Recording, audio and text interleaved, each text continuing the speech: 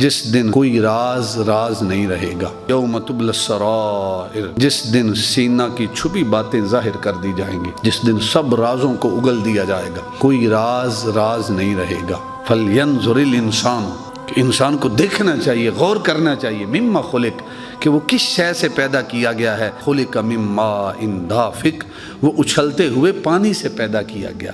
ایک پانی کا قطرہ، ایک ناپاک قطرہ جس سے اس انسان کی تخلیق ہے، وہ نطفے کا ایک قطرہ اگر دنیا کے سارے سائنٹسٹ اکٹھے ہو جائیں اور اس منی کے ایک قطرے کو لے کر اس کو کسی ڈبے کے اندر رکھ کے اگر سارے دنیا کے سائنسدان اکٹھے ہو جائیں، اس ایک قطرے سے کیا انسان کا ایک عضو بنا سکتے ہیں؟ انسان کی ایک آنکھ یا ایک ہاتھ بنا سکتے ہیں؟ وہ ایک پانی کا قطرہ ہے جس کے ذریعے خالق کائنات انسان کو پہلے خون کا لوتھڑا بناتا ہے، پھر اس سے گوشت کا ٹکڑا بنتا ہے، پھر اس کے اندر ہڈیاں آتی ہیں، پھر ہڈیوں کے اندر خون کی ہلکی ہلکی چھوٹی چھوٹی رگیں بنتی ہیں، پھر خالق کائنات اس کے اندر روح کو ڈالتا ہے، پھر 9 ماہ کا پروسیس چلتا ہے، پھر جا کر 9 ماہ کے بعد یہ انسان اس دنیا میں آتا ہے۔ الحمدللہ الذی لم یزل عالما قدیرا سمیعا بصیرا، والصلاة والسلام علی من ارسلہ بالحق بشیرا ونذیرا، وداعیا الی اللہ بإذنہ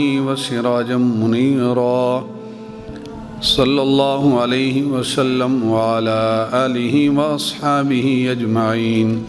اما بعد فاعوذ باللہ من الشیطان الرجیم، بسم اللہ الرحمن الرحیم، والسماء والطارق وما أدراك ما الطارق، النجم الثاقب، إن كل نفس لما عليها حافظ، فلينظر الإنسان مما خلق، خلق من ماء دافق، يخرج من بين الصلب والترائب، إنه على رجعه لقادر، يوم تبلى السرائر،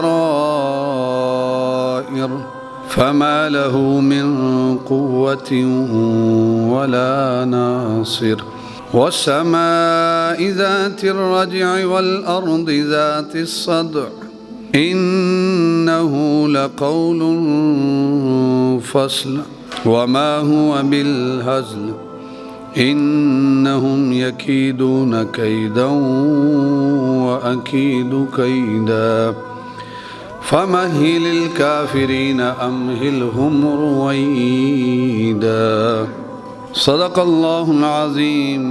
قال الله تبارك وتعالى في القرآن المجيد والفرقان الحميد في شان حبيبه مخبرا وآمرا، إن الله وملائكته يصلون على النبي، يا أيها الذين آمنوا صلوا عليه وسلموا تسليما، الصلاة والسلام عليك يا سيدي يا رسول الله، وعلى آلك وأصحابك يا حبيب الله، اللهم صل وسلم على رسولك الكريم وآله الطاهرين، رب اغفر وارحم وأنت خير الراحمين۔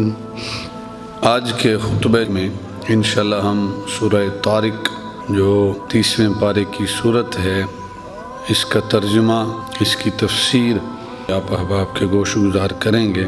خالق کائنات مجھے بیان کرنے کے بعد، آپ احباب کو سننے کے بعد، قرآن مجید کی ان آیات بینات پہ خالق کائنات ہمیں عمل کی توفیق عطا فرمائے۔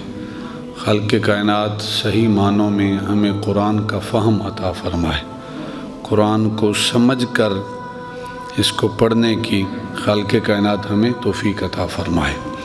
فرمایا والسماء والطارق وما ادراک ما الطارق النجم الثاقب، فرمایا والسماء والطارق، آسمان کی قسم اور رات کو طلوع ہونے والے ستارے کی قسم، والسماء آسمان کی قسم، والطارق اور رات کو طلوع ہونے والے ستارے کی قسم، وما ادراک ما الطارق، اور آپ کیا سمجھیں، آپ کیا جانیں کہ وہ رات کو طلوع ہونے والا مت طارق وہ کیا ہے، جو رات کو ستارہ طلوع ہونے والا ہے وہ کیا ہے۔ پھر خود قرآن نے اس کی تشریح کی، فرمایا النجم الثاقب، وہ نہایت روشن ستارہ ہے جو رات کو طلوع ہونے والا ہے۔ والسماء، آسمان کی قسم، والطارق، حدیث مبارکہ ہے کہ جس نے خدا کی ذات کے سوا کسی کی قسم اٹھائی، یعنی زمین کی، آسمان کی، چاند ستاروں کی، جس طرح ہم اکثر کہتے ہیں کہ ماں باپ کی قسم، حالانکہ یہ کوئی بھی قسم شریعت میں جائز نہیں ہے۔ قسم صرف اللہ کے نام کی ہے، اللہ کے نام کے سوا کوئی قسم جائز نہیں ہے۔ اور حدیث مبارکہ میں جس نے خالق کی ذات کے سوا کسی کی قسم اٹھائی، گویا اس نے کفر کیا، اس نے شرک کیا۔ یعنی محبوب خدا خود مخلوق کی قسم اٹھانے سے منع کر رہے ہیں، جبکہ خالق کائنات کبھی آسمان کی قسمیں اٹھاتا ہے، کبھی ستاروں کی قسمیں اٹھاتا ہے۔ تو یہ فرق کیوں ہے؟ فرق یہ ہے کہ اللہ رب العزت چونکہ وہ خالق ہے، وہاں ہم کوئی قید تو نہیں نہ لگا سکتے، ایک جواب یہ۔ دوسرا جواب یہ ہے چونکہ ہمیں زمین اور آسمان نظر آتے ہیں، ہمیں چاند اور ستارے نظر آتے ہیں، خالق کائنات ان چیزوں کی قسمیں کھا کے جو اس کی مخلوق ہے، جو اس کی پیدا کردہ شے ہے، جو اس کی تخلیق ہے، خالق ان کی قسمیں اٹھا کے اپنی ذات کو منوانا چاہتا ہے کہ وہ خالق ہے جس نے اتنے بڑے آسمان کو تخلیق کر دیا، وہ مالک ہے جس نے اتنے بڑے ستاروں کے نظام کو تخلیق کر دیا۔ تو اس لیے اس کے لیے سب جائز ہے، مخلوق کے لیے جائز نہیں ہے کہ وہ مخلوق کی قسم اٹھائے۔ مخلوق نے قسم اٹھانی ہے تو رب کی ذات کے سوا کسی کی قسم نہیں اٹھا سکتا۔ پھر فرمایا وما ادراک ما الطارق، والسماء، آسمان کی قسم، والطارق، اور رات کو طلوع ہونے والے ستارے کی قسم۔ طارق کہتے ہیں بیسیکلی جو اس کا معنی ہے وہ ہے کوٹنے والا، یعنی اسی سے تارکہ ہے، طریقت بھی اسی سے ہے کہ چلنے کا راستہ۔ یعنی پرانے وقتوں میں، اب تو پکے راستے ہیں، پرانے وقتوں میں کیا ہوتا تھا کہ لوگ پیدل چل چل کے ایک راستہ بناتے تھے، جس راستے پہ زیادہ لوگ چلتے تھے وہ راستہ بن جاتا تھا۔ تو چونکہ اپنے پاؤں سے زمین کو کوٹ رہے ہوتے تھے، اس لیے اس کو بھی طریقت کہتے ہیں، تارکہ، اس کو بھی راستہ کہتے ہیں کہ لوگوں نے اس کو کوٹ کوٹ کر راستہ بنا دیا۔ اور اسی طرح جو رات کو مسافر گھر واپس آتا ہے، یا رات کو مسافر کوئی بھی کسی کی دہلیز پہ جاتا ہے، اس کو بھی طارق کہتے ہیں۔ کیوں؟ اس لیے کہ جس گھر میں اس نے جانا ہے وہ گھر والے تو رات کو سو رہے ہوتے ہیں، تو یہ رات کو جا کر دروازے پہ دستک دیتا ہے، کوٹتا ہے ان کے دروازے کو، اس وجہ سے رات کو آنے والے کو بھی طارق کہا گیا۔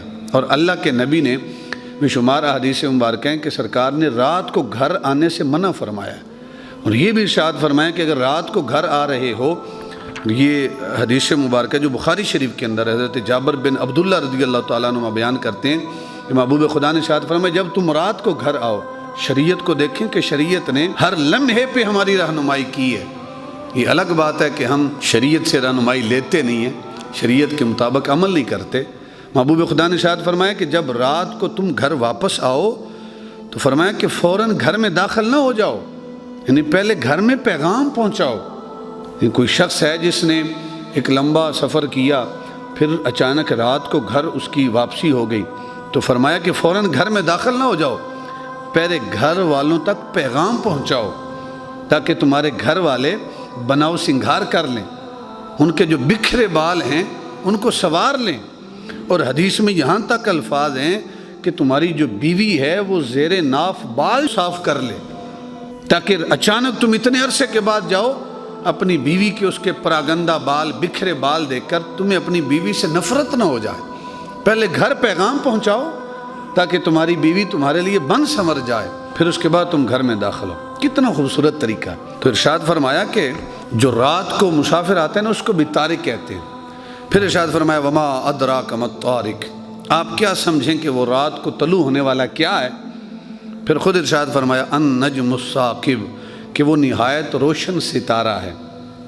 ثاقب کہتے ہیں سوراخ کو، یعنی جب رات کا اندھیرا چھا جاتا ہے نا، تو اندھیرا ایک قسم کا ایک غلاف ہے، اور پھر جب ستارہ طلوع ہوتا ہے نا تو ستارہ اس اندھیرے کے اندر سوراخ کر کے گویا ہم تک اس کی روشنی پہنچتی ہے، اس وجہ سے اس کو ثاقب کہا۔ النجم الثاقب، وہ نہایت روشن ستارہ ہے جس کو طارق سے تعبیر دی گئی۔ پھر چرت فرمایا ان کل نفس لما علیہا حافظ، بے شک ہر نفس کے اوپر ایک محافظ نگہبان ہے، ہر نفس کے اوپر ایک محافظ ہے، ہر نفس کے اوپر ایک محافظ ہے جو اس کی حفاظت کرنے والا ہے۔ اب آیت کے اندر ذکر نہیں کیا کہ وہ محافظ کون ہے، حفاظت کرنے والا کون ہے۔ سب سے پہلی جو ذات حفاظت کرنے والی ہے وہ اللہ کی ہے۔ جب سے خالق نے انسان کو تخلیق کیا وہ اس انسان کی حفاظت کرتا ہے۔ خود خالق کائنات نے سورہ یوسف آیت نمبر 64 میں ارشاد فرمایا فاللہ خیر حافظا، اللہ سب سے بہتر حفاظت کرنے والا ہے، اللہ سے بہتر اور کوئی حفاظت کرنے والا نہیں ہے۔ یعنی اپنی ذات کے لیے بھی حفاظت کا لفظ استعمال کیا کہ وہ بہتر، فاللہ خیر حافظا، وہ بہتر حفاظت فرمانے والا ہے۔ اور اللہ رب العزت نے بنی آدم کی اولاد کے لیے فرشتوں کی بھی ڈیوٹی لگائی کہ جو فرشتے ہیں وہ انسان کی حفاظت کرتے ہیں۔ کیسے حفاظت کرتے ہیں؟ اللہ رب العزت نے قرآن مجید میں ارشاد فرمایا وَهُوَ الْقَاهِرُ فَوْقَ عِبَادِهِ وَيُرْسِلُ عَلَيْكُمْ حَفَظًا، سورہ الانعام ہے، آیت نمبر 61 ہے۔ فرمایا وہی اپنے بندوں کے اوپر غالب ہے اور وہ تمہارے اوپر نگرانی کرنے والے فرشتے بھیجتا ہے۔ یعنی اللہ نے انسانوں کے اوپر نگرانی کے لیے فرشتے بھیجے ہیں جو ہماری حفاظت بھی کرتے ہیں، نگرانی بھی کرتے ہیں۔ ہم نے پیچھے پڑھا سورہ انفطار میں وَإِنَّ عَلَيْكُمْ لَحَافِظِينَ کہ بے شک تم پر ضرور محافظ ہیں، کرامن کاتبین جو معزز ہیں، لکھنے والے ہیں، یعلمون ما تفعلون اور وہ جانتے ہیں ما تفعلون جو کچھ بھی تم کرتے ہو، جو کچھ تم کام کرتے ہو وہ فرشتے جانتے ہیں۔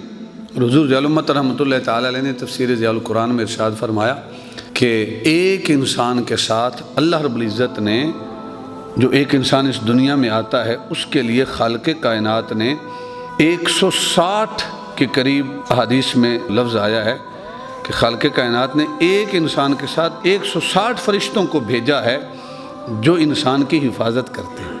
160 فرشتے ایسے ہیں جو ہر لمحے انسان کی حفاظت پر مامور ہیں۔ اکثر ہم دیکھتے ہیں نا کہ سانپ ہمارے قدموں کو چھو کے گزر جاتا ہے، اکثر ہم کہتے ہیں کہ اتنی بلندی سے گر گئے اور ہم محفوظ رہے، تو یہ کیا ہوتا ہے کہ جب تک اللہ نے جو تکلیف، جو مصیبت انسان کے مقدر میں نہیں لکھی ہے، یہ فرشتے انسان کو ان مصیبتوں سے بچاتے ہیں۔ یعنی موت کے ایک وقت مقرر ہے، اس سے پہلے موت آ سکتی نہیں ہے، یہ فرشتے انسان کی حفاظت کرتے ہیں۔ اکثر ہم کہتے ہیں کہ بھئی اتنی شدت کا بخار ہوا ہے، اس سے تو کوئی بچتا ہی نہیں ہے۔ بعض اوقات انسان تیاری کر رہا ہوتا ہے، شوہر بیمار ہوتا ہے اور بیوی اس کی حفاظت کر رہی ہوتی ہے، اس کی تیمارداری کرتی ہے، اللہ اس شوہر کو زندگی دیتا ہے، بیوی فوت ہو جاتی ہے۔ بیماری میں موت نہیں ہے، بے شمار ایسے حادثے ہوتے ہیں، انسان کہتے ہیں میں بال بچ گیا۔ یہ کیا ہوتا ہے کہ وہ فرشتے انسان کی حفاظت کرتے ہیں۔ 160 فرشتے انسان کی حفاظت پر مامور ہیں، اور یہ جو فرشتے ہیں جب انسان رحم مادر میں آتے ہیں تب سے اس کی حفاظت کرنا شروع کر دیتے ہیں۔ اور دوسری حدیث مبارکہ حضرت ابو امامہ رضی اللہ تعالیٰ عنہ بیان کرتے ہیں کہ محبوب خدا نے ارشاد فرمایا کہ انسان کے پاس جو کرامن کاتبین ہیں، 2 فرشتے ہیں، جو نیکیوں کو لکھنے والا ہے وہ دائیں سائیڈ پہ بیٹھا ہے، جو برائیوں کو لکھنے والا ہے وہ بائیں سائیڈ پہ بیٹھا ہے۔ محبوب خدا نے ارشاد فرمایا کہ یہ جو دائیں سائیڈ والا ہے، نیکیوں لکھنے والا، یہ امین ہے بائیں سائیڈ والے کے اوپر بھی، یعنی امیر ہے یہ۔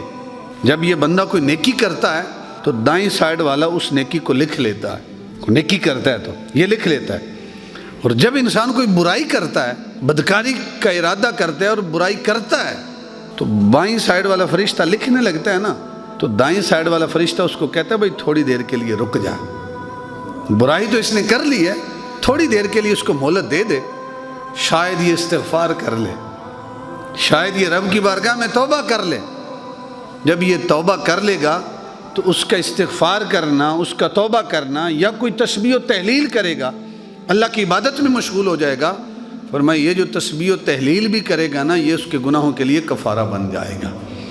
تو بائیں فرشتے کو لکھنے کی ضرورت ہی نہیں پڑے گی۔ اور دوسری حدیث مبارکہ جو صحیح مسلم شریف کی روایت ہے، حضرت ابو ہریرہ رضی اللہ تعالیٰ عنہ بیان کرتے ہیں کہ محبوب خدا نے ارشاد فرمایا کہ اللہ تعالیٰ ارشاد فرماتا ہے جب میرا کوئی بندہ برے کام کا قصد کرے نا، برے کام کا ارادہ کرے، تو اللہ تعالیٰ فرشتے کو کہتے تو اس کو مت لکھو، اور اگر وہ اس پہ عمل کرے تو اس کی ایک برائی لکھو۔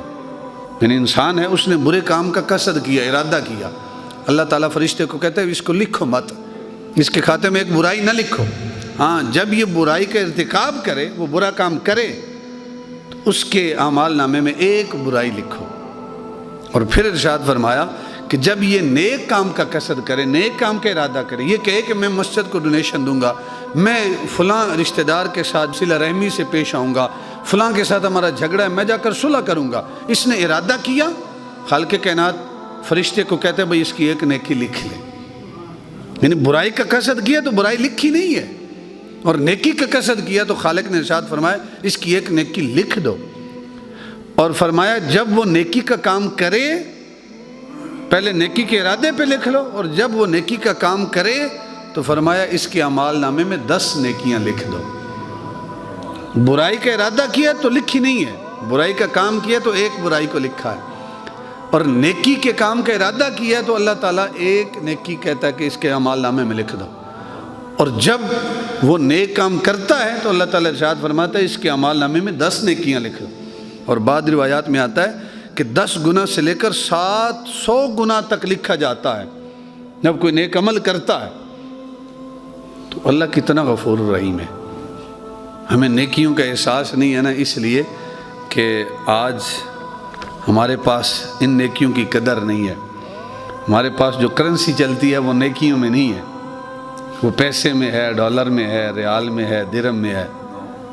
قیامت کے دن یہ جو نیکیاں ہیں یہ کرنسی ان کی چلے گی، اور قیامت کے دن احساس ہوگا کہ ایک ایک نیکی کتنی قیمتی ہے۔ تیسری حدیث مبارکہ وَإِنَّ عَلَيْكُمْ لَحَافِظِينَ کہ بے شک ہم نے تمہارے اوپر ایک محافظ، ایک نگران مقرر کر رکھا ہے۔ حضرت عبداللہ بن عمر رضی اللہ تعالیٰ عنہما بیان کرتے ہیں کہ نبی اکرم صلی اللہ علیہ وسلم نے فرمایا جس مسلمان کے جسم میں بھی کوئی بیماری ہوتی ہے تو اللہ عز و جل اس کی حفاظت کرنے والے فرشتوں کو حکم دیتا ہے کہ میرے اس بندے کے لیے ہر دن اور رات میں وہی نیک عمل لکھتے رہو جو عمل یہ حالت صحت میں کرتا تھا۔ یعنی بیمار ہوا نا تو پھر اس قدر تو وہ نوافل نہیں پڑھ سکتا، وہ روزہ نہیں رکھ سکتا، تو خالق کائنات ان فرشتوں کو کہتا ہے کہ جو عمل دن اور رات میں تم نے ان کا حالت صحت میں لکھا تھا آج بیمار ہے نہیں کر سکتا تو کوئی فرق نہیں پڑتا، تم اس کے کھاتے میں وہی نیکیاں لکھتے رہو۔ اور فرمایا کہ جب تک وہ اس بیماری کے قید میں ہے تب تک تم نے اس کے کھاتے میں وہی نیکیاں لکھتے رہنے۔ اللہ کے نبی ارشاد فرماتے ہیں کہ اللہ تعالیٰ اپنے مومن بندے کے ساتھ 2 فرشتے مقرر کر دیے خالق کائنات، جو اس کی حفاظت بھی کرتے ہیں، اس کے اعمال نامے بھی لکھتے ہیں۔ جب وہ بندہ فوت ہو جاتا ہے نا جی تو فرشتے رب کی بارگاہ میں عرض کرتے ہیں باری تعالیٰ ہماری ڈیوٹی تو ختم ہو گئی، کیا ہم آسمان کے اوپر آ جائیں؟ جو بندے کے ذمہ ڈیوٹی تھی، اس نے 50-60 سال کی زندگی گزاری، ہمارا کام مکمل ہو گیا، ہم واپس آ جائیں؟ تو اللہ رب العزت ارشاد فرماتا ہے نہیں، آسمان پہ بڑے فرشتے ہیں جو ہر لمحے میری عبادت کر رہے ہیں، سر سجدے میں رکھا ہے، قیام میں ہیں، سجود میں ہیں، رکوع میں ہیں، آسمان پر تمہاری ضرورت نہیں ہے۔ فرشتے پوچھتے ہیں باری تعالیٰ کیا ہم زمین میں ہی رہیں، زمین میں سیر و سیاحت کریں، یا زمین میں کوئی ہماری اور ڈیوٹی ہے؟ فرمایا نہیں، زمین کے اندر بھی میرے فرشتے ہیں جو ڈیوٹیاں سر انجام دے رہے ہیں۔ تو فرشتے عرض کرتے ہیں کہ باری تعالیٰ پھر ہم کہاں جائیں، ہمارا قیام کہاں ہوگا؟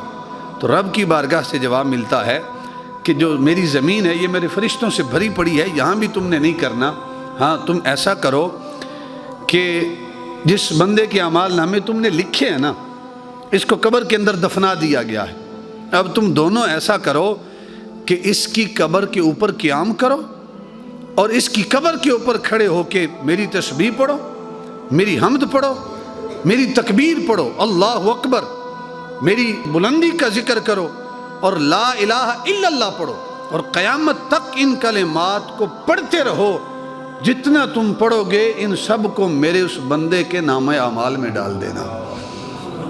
وَإِنَّ عَلَيْكُمْ لَحَافِظِينَ بے شک ہمارے پاس محافظ ہیں جو ہم نے بنا کے رکھے ہیں اس انسان کے اوپر۔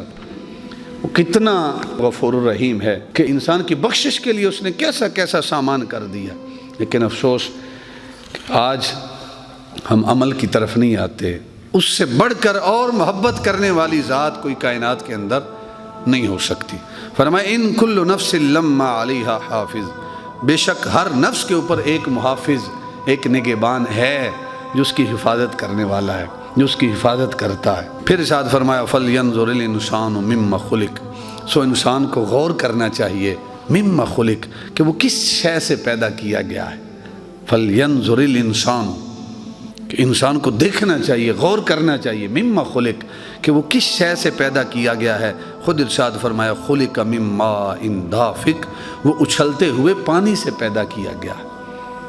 ایک پانی کا قطرہ، ایک ناپاک قطرہ جس سے اس انسان کی تخلیق ہے، وہ نطفے کا ایک قطرہ اگر دنیا کے سارے سائنٹسٹ اکٹھے ہو جائیں اور اس منی کے ایک قطرے کو لے کر اس کو کسی ڈبے کے اندر رکھ کے اگر سارے دنیا کے سائنسدان اکٹھے ہو جائیں، اس ایک قطرے سے کیا انسان کا ایک عضو بنا سکتے ہیں؟ انسان کی ایک آنکھ یا ایک ہاتھ بنا سکتے ہیں؟ وہ ایک پانی کا قطرہ ہے جس کے ذریعے خالق کائنات انسان کو پہلے خون کا لوتھڑا بناتا ہے، پھر اس سے گوشت کا ٹکڑا بنتا ہے، پھر اس کے اندر ہڈیاں آتی ہیں، پھر ہڈیوں کے اندر خون کی ہلکی ہلکی چھوٹی چھوٹی رگیں بنتی ہیں، پھر خالق کائنات اس کے اندر روح کو ڈالتا ہے، پھر 9 ماہ کا پروسیس چلتا ہے، پھر جا کر 9 ماہ کے بعد یہ انسان اس دنیا میں آتا ہے، اور پھر یہاں اس دنیا میں اس انسان کی حفاظت کے لیے خالق کائنات نے طرح طرح کے نظام کر دیے ہیں۔ کیونکہ پہلے یہ مسجد نہیں تھی، ہم اس مسجد میں جامع مسجد صدیق اکبر میں نماز پڑھنے جاتے تھے، تو عشاء کی نماز کے لیے میں گھر سے نکلا، ایک اور دوست بھی تھے میرے ساتھ، تو رات کی تاریکی تھی، اندھیرا تھا، ہم چل رہے تھے، تو اچانک میرے نا پاؤں کو کوئی ایسی شے محسوس ہوئی جیسے کوئی پانی کا قطرہ ہوتا ہے نا۔ میں حیران ہوا، تھوڑا آگے جا کے میں نے کہا دیکھے تو صحیح یہ کیا ہے، تو پیچھے مڑ کے دیکھا نا، تو جو کہ بیک سائیڈ سے کوئی گاڑی آ رہی تھی، اس کی لائٹ تھی اور آگے شام چل رہا تھا۔ یعنی یہ کیا ہے؟ یہ وہ محافظ فرشتے ہیں جو انسان کی حفاظت کرتے ہیں۔ ہمیں احساس نہیں ہے اس چیز کا بھی، ہم کہتے ہیں کہ بال بچ گئے ہیں، بھائی کیا ہے؟ وہ اللہ تعالیٰ انسان کی حفاظت کرنے والا ہوتا ہے۔ گولیوں کی بوچھاڑ ہوتی ہے، اس کے اندر اللہ انسان کی حفاظت کرتا ہے۔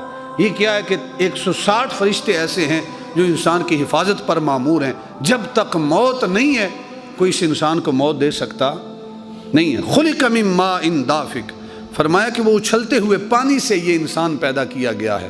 دنیا کا کوئی سائنٹسٹ ایک نطفے سے انسان پیدا کر سکتا؟ انسان تو دور کی بات ہے، انسان کی ایک انگلی نہیں اس پانی کے قطرے سے پیدا کر سکتا۔ یہ اس خالق کی ذات ہے کہ اس نطفے سے خالق کائنات نے کتنا بڑا خوبصورت انسان پیدا کر دیا ہے۔ اسی طرح خالق کائنات نے سورہ نحل میں ارشاد فرمایا، آیت نمبر 4 ہے، خلق الانسان من نطفہ فاذا هو خصیم مبین۔ ارشاد فرمایا کہ اس انسان کو نطفے سے پیدا کیا، پھر وہ سری جھگڑالو بن بیٹھا ہے۔ فاذا هو خصیم مبین، ہم نے اسے نطفے سے پیدا کیا، جب یہ جوان ہوا ہے تو یہ ہمارا انکار کرتا ہے۔ آج کل لوگ ہیں سوشل میڈیا پہ دیکھیں جو خدا کی ذات کا انکار کرتے ہیں، کہتے ہیں بھائی خدا کا وجود ہے ہی کوئی نہیں، خدا نام کی شے ہے ہی کوئی، نعوذ باللہ من ذالک۔ تو جس خالق نے اس انسان کو تخلیق کیا ہے، ایک ہلکی سی چھت ہے، وہ ڈالنے کے لیے کتنے بندوں کی ضرورت ہے؟ اگر یہ ساری کائنات کا نظام ایک سلیقے سے چل رہا ہے تو کوئی تو ہے جس نے اس نظام کا بندوبست کیا ہے، جو اس کو چلا رہا ہے۔ اور پھر ارشاد فرمایا نحن خلقناکم فلولا تصدقون، کہ آج غور کرو، ہم نے ہی تم کو پیدا کیا ہے تو تم قیامت کی تصدیق کیوں نہیں کرتے؟ کیوں قیامت کا انکار کرتے ہو؟ افرأیتم ما تمنون، بھلا دیکھو تو جو تم منی ٹپکاتے ہو، انسان کے جسم سے جب منی خارج ہوتی ہے تو وہ جھٹکے سے خارج ہوتی ہے۔ اَأَنْتُمْ تَخْلُقُونَ وَأَمْ نَحْنُ الْخَالِقُونَ، ارشاد فرمایا کہ سچ سچ بتاؤ، کیا تم انسان کو پیدا کرتے ہو؟ ام نحن الخالقون، یا ہم اس انسان کو پیدا کرنے والے ہیں؟ ایک منی کے قطرے سے انسان کو پیدا کرنا یہ وہی کر سکتا ہے، دنیا کا کوئی سائنٹسٹ ایسا نہیں کر سکتا۔ تو ارشاد فرمایا خلق من ماء دافق، وہ اچھلتے ہوئے پانی سے یہ انسان پیدا کیا گیا ہے۔ یخرج من بین الصلب والترائب، وہ جو پانی ہے خالق کائنات نے کہاں گہرائی تک بات کی اور فرمایا کہ یخرج من بین الصلب والترائب، وہ جو پانی نکلتا ہے وہ کہاں سے نکلتا ہے؟ فرمایا جو مرد و زن، مرد اور عورت، یعنی مرد کی پیٹھ سے اور عورت کی سینے کی ہڈیوں کے درمیان سے پانی نکلتا ہے۔ صلب کہتے ہیں مرد کی پشت کو، ترائب کہتے ہیں کہ سینے کی جو ہڈیاں ہوتی ہیں اس کے درمیان سے، عورت کے یہاں سے پانی نکلتا ہے اور مرد کی صلب سے نکلتا ہے، یہ دونوں پانی رحم مادر میں، ماں کے رحم میں اکٹھے ہوتے ہیں تو اللہ تعالیٰ ایک نئے انسان کی تخلیق کا آغاز کر دیتا ہے۔ اِنَّهُ عَلَىٰ رَجْعِهِ لَقَادِرٌ، اور ارشاد فرمائیں بے شک اللہ اس کو لوٹانے پر ضرور قادر ہے۔ اللہ تعالیٰ قدرت رکھتا ہے، یعنی اس سے ایک معنی یہ بھی ہے کہ اگر اللہ رب العزت، مفسرین نے اس کو یہ بھی روایت لیا ہے کہ اگر اللہ رب العزت چاہے تو اس انسان کو دوبارہ اپنی پہلی شکل پہ لے آئے، یعنی اس نطفے تک واپس انسان کو پہنچا دے۔ لیکن بعض مفسرین نے اس روایت کو، اس تفسیر کو رد کیا ہے، اور وہ کہتے ہیں کہ اس سے مراد یہ ہے کہ اللہ رب العزت قادر ہے کہ جس خالق نے انسان کو ایک منی کے قطرے سے پیدا کیا، اس کی ہڈیاں بھی بوسیدہ ہو گئیں، قبر میں گل سڑ گیا، وہ پھر بھی قادر ہے کہ اس کو دوبارہ زندہ کر دے۔ وہ دوبارہ زندہ کرنے پر قادر ہے۔ انسان یہ نہ کہے کہ ہڈیاں گل سڑ جائیں گی تو ہم کیسے دوبارہ زندہ ہوں گے۔ بھئی جب تمہاری ہڈیاں بھی نہیں تھی، جب اس خالق نے ایک منی کے قطرے سے تجھے تخلیق کر دیا ہے تو دوبارہ تخلیق کرنا کون سا مشکل کام ہے؟ حالانکہ پہلی مرتبہ تخلیق کرنا زیادہ مشکل ہوتا ہے۔ پہلی مرتبہ اگر کوئی ڈش بناتا ہے تو مشکل ہوتی ہے، دوسری مرتبہ وہ کہتا ہے کوئی مسئلہ نہیں، اب میرا تجربہ ہو گیا ہے۔ تو جس خالق نے اتنے انسانوں کو تخلیق کیا ہے، پہلی مرتبہ تخلیق کر لیا ہے، تو دوسری مرتبہ تخلیق کرنے میں بھی خالق کائنات کو کوئی اس کے لیے تکلیف نہیں ہے، کوئی اس کے لیے مشکل کام نہیں ہے۔ پھر ارشاد فرمایا یوم تبلی السرائر، جس دن سینہ کی چھپی باتیں ظاہر کر دی جائیں گی، جس دن سب رازوں کو اگل دیا جائے گا، کوئی راز نہیں رہے گا۔ آج ہم چھپ کر گناہ کرتے ہیں کہ کوئی مجھے دیکھ نہ لے، کسی کو پتہ نہ چل جائے کہ اس نے یہ گناہ کیا ہے، لوگوں سے چھپ چھپ کر کرتے ہیں۔ لیکن فرمایا یوم تبلی السرائر، قیامت کے دن اللہ رب العزت سب گناہوں کو ظاہر کر دے گا، اور انسان نے جو گناہ کیے ہیں خالق کائنات لوگوں کے سامنے اس سب گناہوں کو ظاہر کر دے گا۔ اب اس روایات میں اختلاف ہے کہ تبلا سے کیا مراد ہے۔ حضور علامت رحمۃ اللہ تعالی ارشاد فرماتے ہیں تظہر، کہ اللہ رب العزت ظاہر کر دے گا انسان کے سب اعمال نامے کو، جو کچھ اس نے کیا ہے سب اعمال نامے اس کے ظاہر ہو جائیں گے، لوگوں کے سامنے آ جائیں گے۔ اور ایک معنی ہے تمتحنوا وتختبروا، کہ ان کو پرکھا جائے گا، کھوٹا الگ کیا جائے گا اور جو کھرا ہے وہ الگ کر دیا جائے گا۔ اس نے یہ عمل کیا، یہ کیا، اس نے یہ کیا، سب الگ الگ ہو جائیں گے۔ ایک معنی یہ ہے، اور ایک معنی یہ ہے کہ بعض اوقات انسان نیک کام کرتا ہے لیکن اس کے پیچھے نیت جو ہوتی ہے وہ نیک نہیں ہوتی۔ مثال کے طور پہ کچھ نے نیکی کا کام کیا لیکن ذہن میں ریاکاری ہے کہ لوگ کہیں بڑا سخی ہے۔ جس طرح حدیث مبارک ہے نا، قیامت کے دن سخی آئے گا، شہید بھی آئے گا، عالم بھی آئے گا۔ شہید کہے گا باری تعالیٰ میں نے تیری ذات کی خاطر اپنے آخری خون کا قطرہ تک بہا دیا۔ رب کی بارگاہ سے آواز آئے گی کہ تو جھوٹا انسان ہے، تو میری ذات کی خاطر تو نے نہیں بہایا، تو نے اس لیے آخری خون کا قطرہ بہایا کہ لوگ کہیں بڑا بہادر ہے، کیا تلوار چلاتا ہے، کیا پھرتی ہے اس کے جسم میں، کیا طاقت ہے، تو نے طاقت کے لیے کیا تھا، لوگوں نے دنیا میں تجھے طاقتور کہہ دیا۔ آج قیامت کے دن تیرے لیے کچھ اجر نہیں ہے۔ عالم کہے گا باری تعالیٰ، مفہوم حدیث کا بیان کر رہا ہوں، الفاظ آگے پیچھے ہو جائیں تو خالق کائنات مجھے معاف فرمائے۔ عالم کہے گا باری تعالیٰ تیرے نام کی خاطر، تیرے ذکر کی بلندی کی خاطر ساری زندگی میں نے وقف کر دی، راتوں کو اٹھ کے میں تیری آیات بینات کی تلاوت کرتا تھا، ان کو پڑھتا تھا، ان کو سمجھنے کی کوشش کرتا تھا، باری تعالیٰ تیری خاطر۔ آواز آئے گی تو اس لیے کرتا تھا کہ لوگ تجھے عالم کہیں، لوگ تجھے مفتی کہیں، لوگ تجھے علامہ کہیں، لوگ کہیں کیا خطیب ہے، کیا مقرر ہے، کیا مفتی ہے، اور لوگوں نے دنیا میں تجھے کہہ دیا۔ اب آخرت کے دن تیرا کوئی اجر نہیں ہے، وہ جہنم تیرا ٹھکانہ ہے۔ تیسرا سخی آئے گا، باری تعالیٰ تیرے نام کے لیے میں نے سخاوت کے دریا بہا دی، تیرے نام پہ میں نے کہاں نہیں خرچ کیا۔ آواز آئے گی تو نے میری خاطر نہیں کیا، تو نے اس لیے کیا تھا کہ لوگ تجھے سخی کہیں، لوگ کہیں فلاں بڑا سخی ہے، اور لوگوں نے دنیا میں تجھے سخی کہہ دیا۔ اب آخرت میں تیرا کوئی اجر نہیں ہے، اب تیرا ٹھکانہ جہنم ہے۔ احباب وقار ارشاد فرمائے یوم تبلی السرائر، قیامت کے دن انسان نے جو عمل کیا ہوگا اس کے پیچھے جو نیت ہوگی وہ بھی ظاہر ہو جائے گی۔ بظاہر کام نیک ہے لیکن نیت درست نہیں ہے، اس کا وہ اعمال نامے لوگوں کے سامنے ظاہر ہو جائیں گے کہ نیت یہ تھی۔ اور بعض اوقات عمل ٹھیک نہیں ہوتا لیکن اس کے پیچھے نیت درست ہوتی ہے، نیت ٹھیک ہونے کی وجہ سے اللہ اس کا اجر اسے عطا فرمائے گا۔ اس لیے فرمائے انما الاعمال بالنیات، اعمال کا دار و مدار نیتوں پر ہے۔ نیت میں فطور نہیں آنا چاہیے، نیت کا قبلہ درست ہونا چاہیے۔ یوم تبلی السرائر، جس دن سینہ کی چھپی باتیں ظاہر کر دی جائیں گی، فما لہ من قوت ولا ناصر، سو اس وقت نہ اس کی کوئی طاقت ہوگی ولا ناصر، اور نہ کوئی اس کا مددگار ہوگا۔ اللہ فرمائے گا نا پکڑو فرشتوں اس کو اور اس کو لے جاؤ جہنم میں، کون وہاں پہ مدد کرنے والا ہوگا؟ کون، کس کے پاس یہ طاقت ہے کہ فرشتوں کو کہہ سکے خبردار مجھے ہاتھ نہ لگانا؟ کسی کے اندر ہے طاقت جو فرشتوں کو جھڑک سکے؟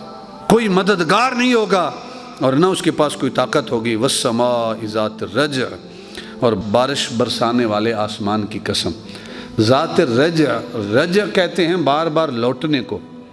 عید عود سے ہے، عید بھی بار بار لوٹ کے آتی ہے، اس لیے اس کو عید کہتے ہیں۔ رج کہتے ہیں کہ چونکہ بارش ایک مرتبہ نہیں ہوتی، کسی وقت بھی ہو سکتی ہے، چونکہ بار بار بارش ہوتی ہے اس لیے اس کو ذات الرج کہا کہ وہ بار بار لوٹتی ہے۔ بارش والے آسمان کی قسم، والارض ذات الصدع، اور پھٹنے والے زمین کی قسم۔ دو قسمیں یہاں اٹھائی۔ پھٹنے والی زمین کیسی ہے کہ کسان زمین میں ہل چلاتا ہے، ایک بیج ہلکا سا چھوٹا سا بیج بوتا ہے، اوپر سہاگا پھیر کے واپس آ جاتا ہے، پانی لگاتا ہے، تو اس بیج کو اللہ نے اتنی طاقت دی ہے کہ وہ زمین کو پھاڑ کے زمین سے باہر نکل آتا ہے۔ کوئی کسان رات کو چوکیداری نہیں کرتا کہ بیج کہاں تک پہنچا ہے، یہ اللہ کی قدرت ہے کہ اس نے کیسا نظام بنایا۔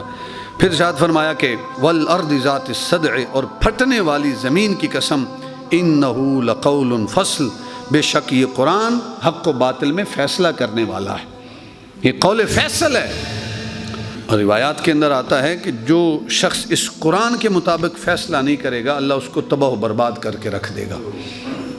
جو اپنی ذاتی معاملات کے حساب سے فیصلے کرتا ہے نا جی، پھر وہ تباہ و برباد ہو جاتا ہے۔ قول فصل کا ایک معنی ہے کہ حق اور باطل میں فیصلہ کرنے والا قول ہے۔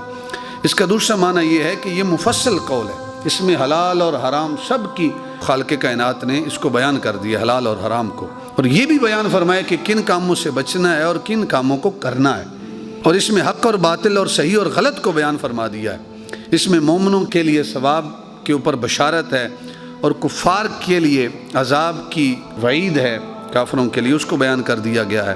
اور اس قول فیصل میں انبیاء سابقین اور مومنین صالحین کا ذکر ہے، سابقہ امتوں کے کافروں اور ان پر نازل ہونے والے عذاب کا ذکر ہے، اور قیامت تک پیش آنے والے امور کے لیے جامع حیات ہے۔ اور یہ قرآن اس لیے قول فیصل ہے کہ یہ مکمل دستور العمل ہے، زندگی گزارنے کا مکمل طریقہ خالق نے اس قرآن کے اندر ذکر کر دیا ہے۔ انہ لقول فصل، دو قسمیں اٹھائیں اور فرمایا یہ قرآن حق و باطل میں فیصلہ کرنے والا ہے، اور فرمایا وما ہوا بالہزل، یہ کوئی مذاق نہیں ہے، یہ قرآن یہ اللہ نے ہماری زندگی کی رہنمائی کے لیے بھیجا ہے، یہ کوئی مذاق نہیں ہے۔ ہم نے آج اس کو مذاق سمجھ رکھا ہے۔ بظاہر اگر بچے پڑھ رہے ہو نا صبح مسجد میں، ہم پشت نہیں کرتے، پیٹ نہیں کرتے اس قرآن کی طرف، یعنی الٹا مسجد سے نکلتے ہیں الٹے پاؤں کہ قرآن کی طرف پشت نہ ہو جائے۔ یہاں تو ظاہراً ہم نے پیٹ نہیں کی، لیکن جب کاروبار کرتے ہیں وہاں جھوٹ بول کے عملاً اس قرآن کی طرف پیٹ کر رہے ہوتے ہیں، فراڈ کر کے دھوکہ کر کے کاروبار میں ہم عملاً قرآن کی طرف پیٹ کر رہے ہوتے ہیں۔ یہ قرآن کو گویا ہم نے مذاق سمجھ رکھا، ہم نہیں رہنمائی لیتے کہ بھئی اس تجارت میں قرآن کیا ہماری رہنمائی کرتا ہے، قرآن کیا کہتا ہے۔ پھر ارشاد فرمایا انہم یکیدون قیدا، بے شک کافر اپنی سازش کر رہے ہیں محبوب خدا کے حوالے سے، وہ عقید قیدا، اور خالق ارشاد فرماتے ہیں کہ میں اپنی خفیہ تدبیر کر رہا ہوں۔ کافر اپنا کام کر رہے ہیں اور خالق کائنات ارشاد فرماتا ہے کہ میں اپنی خفیہ تدبیر کر رہا ہوں۔ کافر مکر و فریب کر رہے ہیں محبوب خدا کو تکلیف پہنچانے کے لیے، اور خالق کائنات ارشاد فرما رہا ہے کہ ہم اپنی خفیہ تدبیر کر رہے ہیں۔ فَمَهِّلِ الْقَافِرِينَ أَمْهِلْهُمْ رُوَيْدًا، اے محبوب آپ کافروں کو چھوڑ دیں، ان کو تھوڑی مہلت دے دیں۔ یعنی جب کافروں نے ظلم و تشدد کی انتہا کر دی نا، تو رویدہ کا لفظ اسماء افعال میں سے ہے، اور اس کا معنی ہے ان کو مہلت دیں، ان کے ساتھ نرمی والا معاملہ کریں۔ محبوب خدا کو خالق کائنات ارشاد فرما رہا ہے کہ امہلہم رویدہ، مہلہم امہلہم، اس کا بھی معنی ہے کہ ان کے لیے نرمی کریں، ان کو مہلت دیں۔ اور رویدہ اس کا معنی بھی ہے کہ ان کو مہلت دیں، ان کے لیے نرمی کریں۔ حضور کے صحابہ ہیں، وہ حضور کی بارگاہ میں حاضر ہوتے ہیں اور آ کر عرض کرتے ہیں کہ یا رسول اللہ، کافروں نے ظلم و تشدد کی انتہا کر دی، آپ ان کے لیے بد دعا کیوں نہیں کرتے؟ یہ اس قابل ہیں کہ عرب کا عذاب ابھی آئے اور ان کو اچک لے۔